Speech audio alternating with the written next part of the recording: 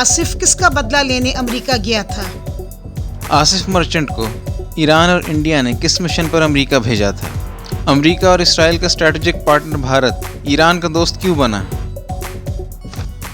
بھارت کے سابق نائب صدر حامد انصاری نے ایران کے بارے میں کیا بڑا انکشاف کیا؟ ایران اور بھارت کے انٹیلیجنس تعلقات کی کہانی۔ سی ٹی ڈی نے کہا کہ آصف مرچنٹ کا کوئی کرمنل ریکارڈ نہیں۔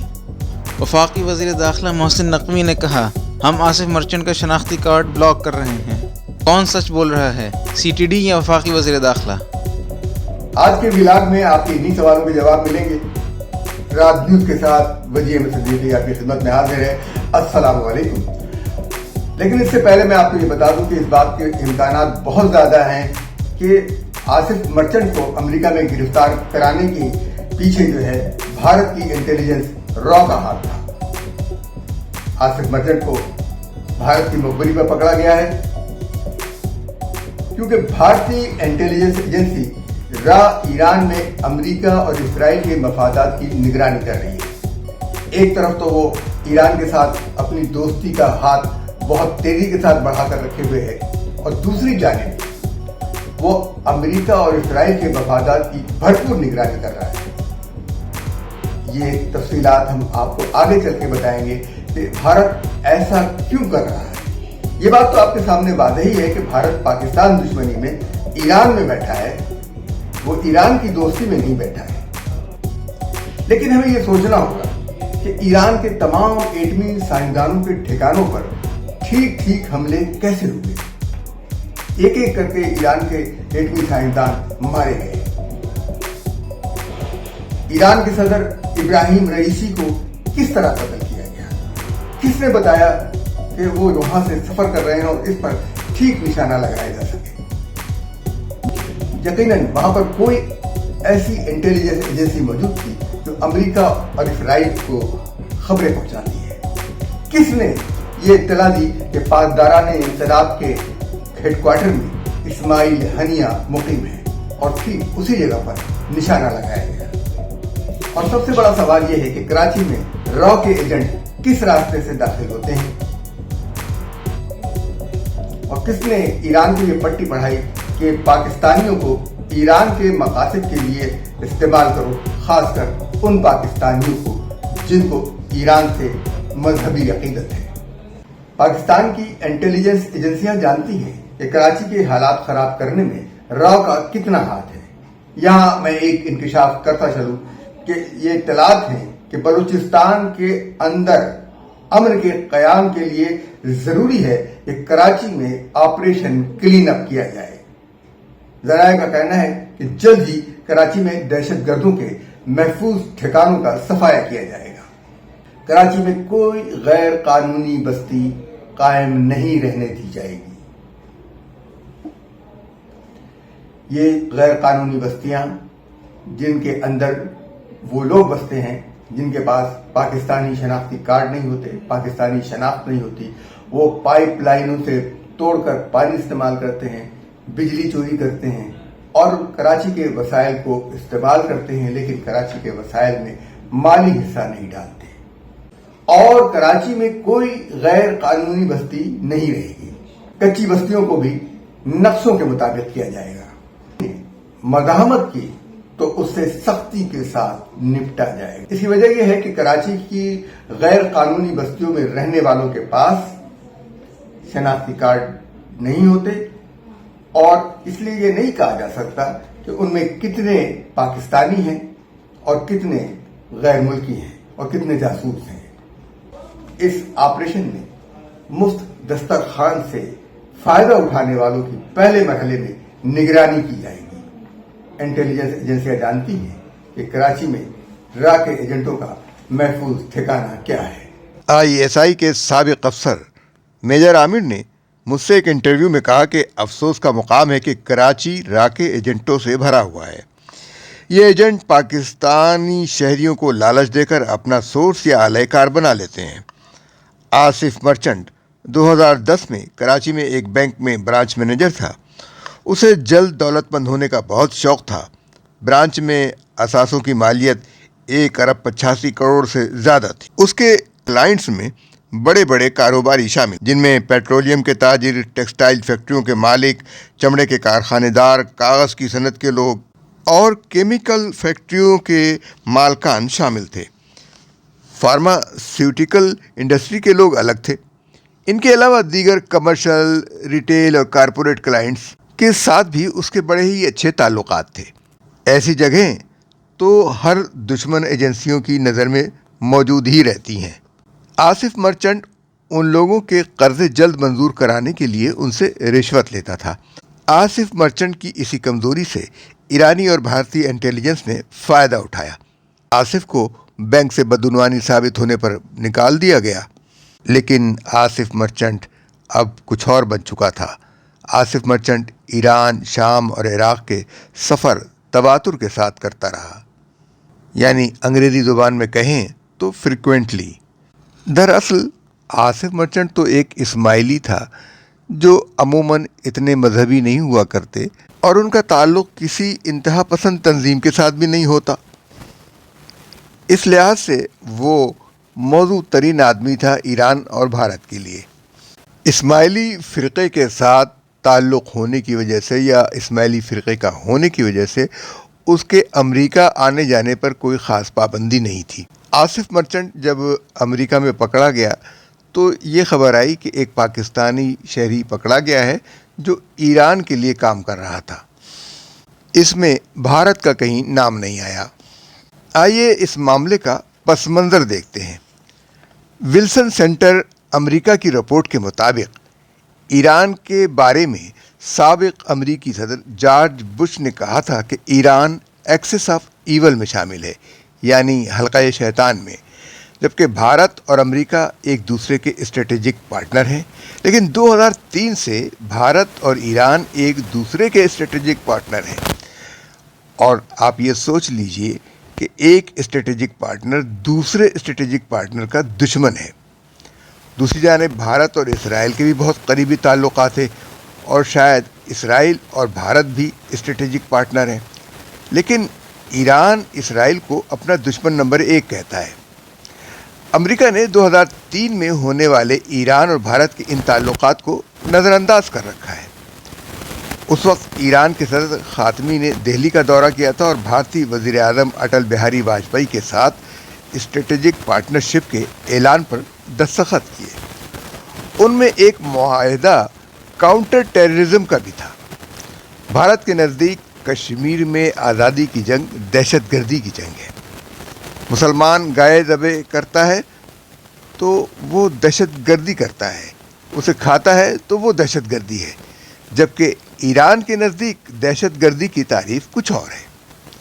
और अमेरिका और इसराइल ईरान के नज़दीक दहशतगर्द हैं और अमेरिका और इसराइल के नज़दीक ईरान दहशतगर्द है। लेकिन ईरान और भारत के दरमियान काउंटर टेररिज्म के मुआहदे का हदफ भारत के नज़दीक पाकिस्तान था और ईरान पाकिस्तान के रास्ते अमेरिका से इंतकाम लेने पर मुसिर था। इसराइल और अमेरिका दोनों ने ईरान के साथ भारत के इस काउंटर टेररिज्म के मुआहदे पर कोई एतराज़ नहीं किया। हैरत की बात है कि इन दोनों ममालिक ने ईरान के साथ भारत के ताल्लुकात को कभी शक की नज़र से नहीं देखा। भारत ने ईरान के साथ बहरी जंगी मशक़ें भी की। इन मशक़ों के बाद पाकिस्तान के सूबे बलूचिस्तान में बदअमनी में ज़्यादा इजाफा हुआ। अमेरिका को कभी इस बात पर तशवीश नहीं हुई कि ईरानी एयरबेस से भारतीय जासूस तैयारे उड़ते हैं, क्योंकि विल्सन रिपोर्ट के मुताबिक भारतीय फ़ौज को यह सहूलत हासिल है कि वो ईरानी एयरबेस को इस्तेमाल कर सके। भारत और ईरान के इस स्ट्रेटेजिक इत्तेहाद में रूस भी शामिल हो गया। इस पर भी अमेरिका को कोई तशवीश नहीं हुई। ईरान और रूस तो अमेरिका दुश्मनी पर इकट्ठा हुए हैं, लेकिन भारत ने अपने मफादात के लिए ईरान को इस्तेमाल करने का फ़ैसला किया है। ईरान और भारत की इस स्ट्रेटेजिक पार्टनरशिप पर अरब ममालिक की भी नज़र नहीं पड़ी है। उन्होंने भी कभी भारत से अपनी तशवीश का इजहार नहीं किया। सवाल ये पैदा होता है कि अमेरिका की मईशत को भारत से कितना माली फ़ायदा होता है। भारतीयों की क़ुव्वत ख़रीद अमरीकियों की बनिस्बत बहुत कम है। एक अमरीकी की औसत माहाना आमदनी $4,935 ہے اور ایک بھارتی کی ماہانہ آمدنی $382 ہے، جبکہ خراب حال معیشت میں بھی پاکستانیوں کی اوسطاً ماہانہ آمدنی $300 ہے۔ امریکی معیشت کو بھارت سے کوئی فائدہ نہیں ہے، لیکن بھارت کے جنگی جنون سے مہلک ہتھیار تیار کرنے والے ممالک فائدہ اٹھا رہے ہیں۔ بھارت جتنے مہلک ہتھیار جمع کر رہا ہے وہ ایک دن اسی کی اپنی تباہی کا سبب بن جائیں گے۔ بھارت کا دفاعی بجٹ $75 ارب کا ہے اس سال کا۔ یہ دنیا کا چوتھا ملک ہے جو اپنے دفاعی اخراجات پر اتنی زیادہ رقم خرچ کرتا ہے۔ 2023 میں اس نے $84 ارب خرچ کیے تھے۔ پاکستان اور پاکستان کی انٹیلیجنس ایجنسیوں سے بھارت کے خوف کا عالم یہ ہے کہ بھارت میں ہونے والے کسی معمولی سے معمولی واقعے کی ذمہ داری بھی ISI پر ڈال دی جاتی ہے۔ اب ہم واپس اپنے موضوع پر آتے ہیں۔ بھارت نے ایران کو بھی وہی سبق پڑھایا جس پر وہ خود عمل کر رہا ہے۔ بھارت کے اپنے کسی پڑوسی کے ساتھ اچھے تعلقات نہیں ہیں، اسی طرح ایران کے بھی اپنے کسی پڑوسی کے ساتھ دوستانہ تعلقات نہیں ہیں۔ بھارتی انٹیلیجنس ایجنسی را نے خصوصی طور پر چابہار میں اپنے اڈے قائم کیے اور ایرانی بلوچستان کے علاقوں میں بلوچ لبریشن آرمی اور دیگر بلوچ علیحدگی پسند تنظیموں کی تربیت کا انتظام کیا۔ ان علاقوں سے پاکستان میں دہشت گردانہ حملے ہوتے رہے۔ جب پاکستان نے ایران کی طرف سے ہونے والے حملے کے جواب میں را کے تربیت یافتہ دہشت گردوں کے ٹھکانوں پر حملہ کیا تو ایران کی طرف سے کوئی خاص رد عمل سامنے نہیں آیا۔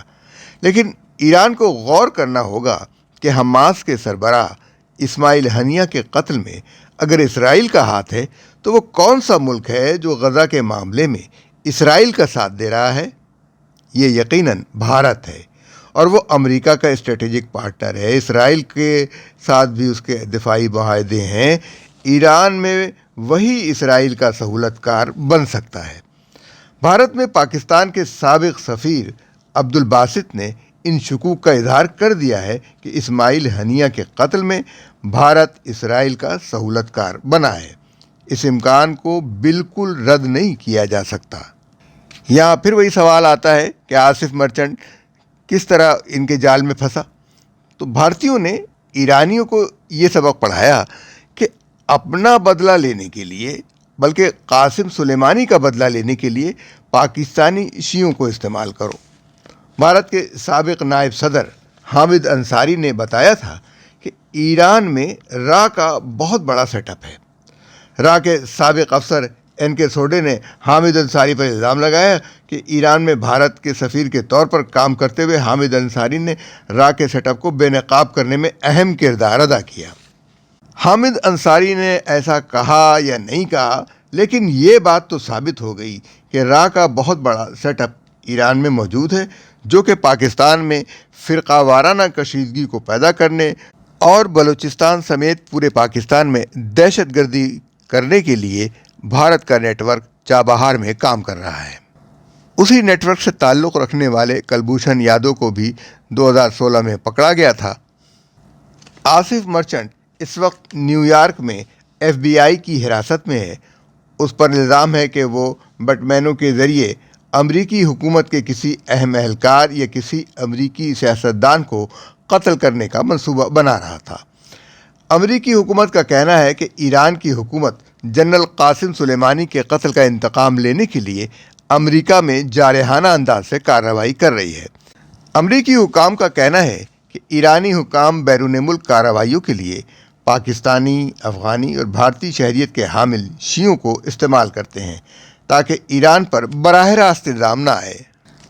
آصف مرچنٹ بھی ایران میں وقت گزار کر پاکستان کے راستے امریکہ پہنچا اور اس نے یہ طے کر لیا تھا کہ اپنے ہدف کے گھر سے حساس دستاویزات یا USB ڈرائیو کو چرائے گا۔ اس کا دوسرا مشن یہ تھا کہ وہ امریکہ میں احتجاج کرے۔ تیسرا اور اہم مشن یہ تھا کہ کسی امریکی سیاستدان یا اہم سرکاری اہلکار کا قتل کیا جائے۔ مرچنٹ کا منصوبہ تھا کہ قتل اس کے امریکہ چھوڑنے کے بعد ہوگا اور وہ کوڈ ورڈ استعمال کرے گا۔ مرچنٹ کا خیال تھا کہ یہ سب کچھ طے ہو گیا ہے اور اس کے ایجنٹوں نے $5000 بھی وصول کر لیے جو اس نے کراچی سے منگائے تھے۔ رقم کی ادائیگی کے بعد آصف رضا مرچنٹ نے امریکہ چھوڑنے کا فیصلہ کیا، لیکن وہ اڑنے سے پہلے ہی گرفتار ہو گیا۔ اگست 2022 میں پاسداران انقلاب کے ایک رکن پر امریکی قومی سلامتی کے مشیر جان بولٹن کو قتل کرنے کا الزام لگا تھا۔ شہرام پور صفی، جو ایرانی شہری ہے اور مفرور ہے، اس نے بولٹن کے قتل کے لیے $13 لاکھ کی پیشکش کی تھی۔ ایران اس دعوے کو مسترد کرتا ہے کہ اس نے بولٹن کے قتل کی کوئی سازش تیار کی تھی۔ آصف مرچنٹ اور امریکہ۔ آصف مرچنٹ نے ایران اور عراق کے کئی سفر کیے، لیکن 2017 کے سفر ایران میں اس نے ایک ایرانی خاتون سے شادی کی۔ اس کا نتیجہ تھا کہ اس کے ایران کے سفر تواتر سے ہونے لگے تھے۔ گزشتہ سال وہ کراچی سے ایران کئی بار گیا۔ اس کے بعد وہ نومبر 2023 میں امریکہ گیا اور پھر اپریل 2024 میں بھی امریکہ جا پہنچا۔ آصف مرچنٹ کی 2 بیویاں ہیں، ایک تہران میں اور ایک کراچی میں۔ کراچی میں گلشن اقبال اور ملی ٹاؤن شپ میں 2 وسیع و عریض بنگلے ہیں، 3 کاریں اور 5 سیل فون۔ $70 ملین سے زائد کا سرمایہ ہے۔ امریکہ میں پکڑے جانے کے بعد پاکستانی حکومت نے بھی اس کا شناختی کارڈ بلاک کر دیا ہے۔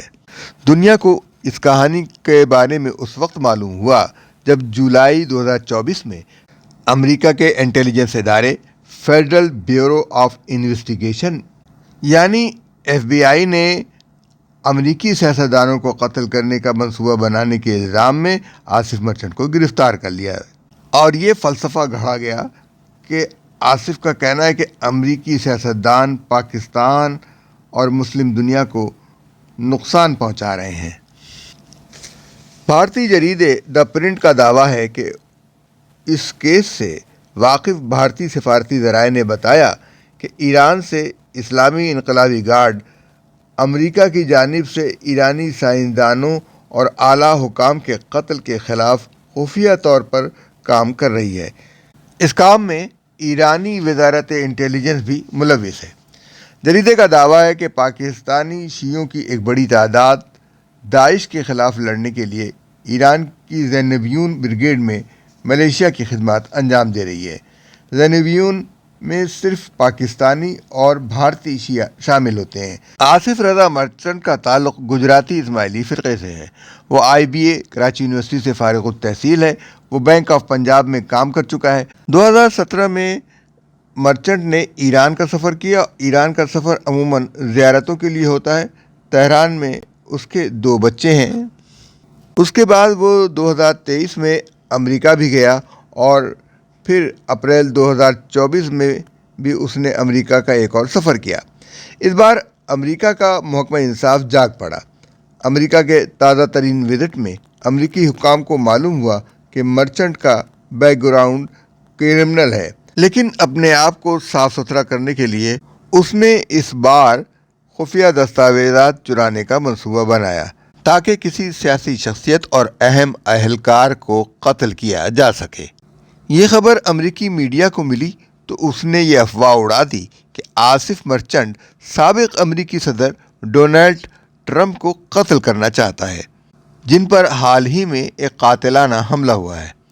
اس خبر کے چلنے پر امریکی حکام کو وضاحت کرنا پڑی کہ ڈونلڈ ٹرمپ کے حالیہ قاتلانہ حملے میں آصف مرچنٹ کا کوئی کردار نہیں ہے۔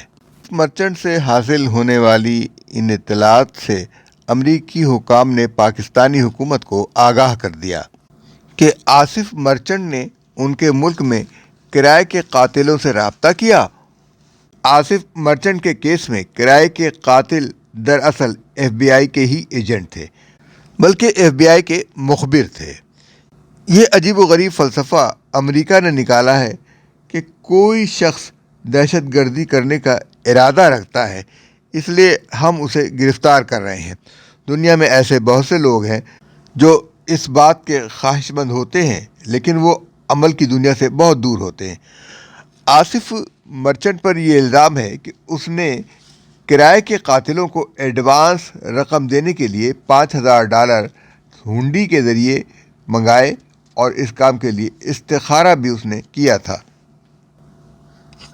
اس کیس میں ہم بھارت کے کردار کو نظر انداز نہیں کر سکتے۔ دراصل بھارت نے اس قسم کی سازشوں کی بنیاد ڈالی ہے۔ بھارت نے ایرانی بندرگاہ چابہار میں $120 ملین کی سرمایہ کاری کر رکھی ہے، باوجود اس کے کہ امریکہ نے ایران میں سرمایہ کاری پر پابندی لگا رکھی ہے اور بھارت امریکہ کا اسٹریٹجک پارٹنر، امریکہ کے لیے موت کا نعرہ لگانے والے ملک کے ساتھ ہاتھ ملا رہا ہے۔ بھارت نے امریکی پابندیوں کی کوئی پرواہ نہ کرتے ہوئے ایران میں اتنی بڑی سرمایہ کاری کی ہے۔ ایران بھارت کے ایک اور دوست اسرائیل کے خلاف بھی حملوں میں مصروف ہے۔ بھارتی اخبار پرنٹ کا کہنا ہے کہ ایرانی انٹیلیجنس نئی دہلی میں اسرائیلی سفارت خانے میں بم بھی نصب کر سکتی ہے اور اسرائیلی اہلکاروں کو نشانہ بھی بنا سکتی ہے۔ بھارت کی حکومت اسی بنا پر بھارتی مسلمانوں کو مشکوک نظر سے دیکھتی ہے۔ بھارت کی نیشنل انویسٹیگیشن ایجنسی NIA نے دہلی پولیس پر الزام لگایا ہے کہ اس نے فورینسک شواہد کو ضائع کر دیا، اس لیے کہ بھارتی انٹیلیجنس ایجنسی اصل مجرموں کو پکڑنے میں کوئی دلچسپی نہیں رکھتی۔ ایران کی انٹیلیجنس ایجنسی پر یہ الزام ہے کہ اس نے 2012 میں طال یہوشوا کو قتل کر دیا تھا، جو کہ ایک اسرائیلی سفارتکار کی بیوی تھی۔ اس اسرائیلی سفارتکار پر تلبیسی جارجیا اور بینکاک میں کئی ٹارگیٹڈ حملے کیے گئے۔ جیسا کہ میں نے پہلے کہا تھا کہ دہلی پولیس نے بھارتی مسلمان صحافی سید محمد کاظمی کو اس شبہے میں گرفتار کیا تھا کہ کورین کے قتل میں اس کا کوئی کردار ہے، لیکن بھارتی سیکیورٹی اور انٹیلیجنس ایجنسیاں اس پر عائد الزامات کو ثابت نہیں کر سکیں۔ بھارت نے یہ کام صرف امریکہ اور اسرائیل کی خوشنودی کے لیے کیا تھا، لیکن اسے ایران سے تعلقات خراب ہونے کا بھی خوف تھا، اس لیے بھارت نے یہ ڈرامہ رچایا۔ پرنٹ کے مطابق ایران کی انٹیلیجنس سروس کے بھارتی کی را یعنی ریسرچ اینڈ انالیسس ونگ کے ساتھ ورکنگ ریلیشن شپ ہے، یعنی عملی تعاون ہے۔ یہی وجہ تھی کہ ایران میں کلبھوشن یادو مبارک پٹیل کے نام سے کام کر رہا تھا، لیکن ایک طرف قاسم سلیمانی کا بدلہ لینے کے لیے را آصف مرچنٹ کو تیار کر کے امریکہ بھیجتی ہے۔ بھارتی جریدے پرنٹ نے اپنی ایک الگ کہانی گھڑ لی تاکہ بھارت کو اس الزام سے بچایا جا سکے کہ اس نے امریکہ میں ایک ایجنٹ بھیجا جو کسی بھی امریکی اہلکار یا کسی امریکی سیاستدان کو قتل کر سکتا ہے۔ دیکھنا یہ ہے کہ ایران کی حکومت بھارت کے اس رویے پر کس رد عمل کا اظہار کرتی ہے۔ پاکستان میں آصف مرچنٹ کے اکاؤنٹس کی چھان بین جاری ہے۔ اس بات کی بھی جانچ کی جا رہی ہے کہ ہنڈی کے ذریعے کس طرح رقم بھیجی گئی۔ پاکستانی اخبار دا نیوز کا دعویٰ ہے کہ پاکستانی وزیر داخلہ محسن نقوی، جو حال ہی میں امریکہ کے دورے سے لوٹے ہیں، انہوں نے نادرا کو آصف رضا مرچنٹ کا قومی شناختی کارڈ بلاک کرنے کے احکامات جاری کر دیے ہیں۔ آصف مرچنٹ 1978 میں کراچی میں اسماعیلی گھرانے میں پیدا ہوئے ہیں۔ 8 اگست 2024 کو دی نیوز میں یہ خبر شائع ہوئی تھی کہ امریکہ میں گرفتار آصف مرچنٹ کے خلاف کراچی کے کاؤنٹر ٹیررزم ڈپارٹمنٹ کے مطابق اس کا کوئی کرمنل ریکارڈ نہیں ہے، جبکہ بعد میں بینک آف پنجاب میں گھپلے کا ریکارڈ سامنے آیا۔ اس کے گلشن اقبال اور ملیر جعفر طیار سوسائٹی میں بنگلے ہیں۔ اس نے MBA کی ڈگری حاصل کی ہے اور 2002 میں اسے بینکنگ کے شعبے سے کرپشن کے الزامات میں برطرف کر دیا گیا۔ اس کے باوجود CTD نے یہ کیوں کہا تھا کہ اس کا کوئی کرمنل ریکارڈ نہیں ہے؟ اس کے پاس 4 پاکستانی موبائل نمبر ہیں، ایک انٹرنیشنل نمبر ہے۔ اس کے پاس 3 کاریں ہیں اور ایک موٹر سائیکل ہے جسے وہ کراچی میں استعمال کرتا ہے۔ پاکستانی آصف مرچنٹ کی امریکہ اور پاکستان کی حکومتیں تو خبر لے رہی ہیں، لیکن بھارت میں کتنے ہی کلبھوشن حسین مبارک پٹیل بن کر مسلم دنیا کو بیوقوف بنا رہے ہیں۔ ہمارے اس ویلاگ کے بارے میں آپ کی کیا رائے ہے؟ ہم آپ کی رائے کے منتظر ہیں۔ ہمارے چینل کو آپ لائک کیجئے، سبسکرائب کیجئے اور ہمارے پیغام کو دوسروں تک پہنچانے کے لیے اسے شیئر کیجئے۔ ہم نے یہ پروگرام آپ کی دلچسپی کے لیے نہایت عرقریزی کے ساتھ ریسرچ کر کے تیار کیا۔ ہماری اس محنت کا معاوضہ یہ ہے کہ کہ آپ ہمارے پیغام کو زیادہ سے زیادہ لوگوں تک پہنچائیے، اسے خود شیئر کیجیے، لائک کیجیے، اور اگر آپ نے سبسکرائب نہیں کیا ہے تو اسے سبسکرائب بھی کیجیے۔ نہ صرف آپ سبسکرائب کیجیے بلکہ اپنے دوستوں اور ساتھیوں سے بھی کہیے کہ وہ اسے سبسکرائب کریں، تاکہ ہم مزید پروگرام آپ کے لیے تیار کر سکیں اور آپ تک جو ہم نئی محنت کریں وہ فوراً پہنچ جائے۔ امید ہے کہ آپ کو ہمارا یہ پروگرام پسند آیا ہوگا۔ ہم آپ کی رائے کی بھی منتظر ہیں اور آپ کی سبسکرپشن کی بھی۔ اب ہمیں اجازت دیجیے۔ اللہ حافظ و ناصر۔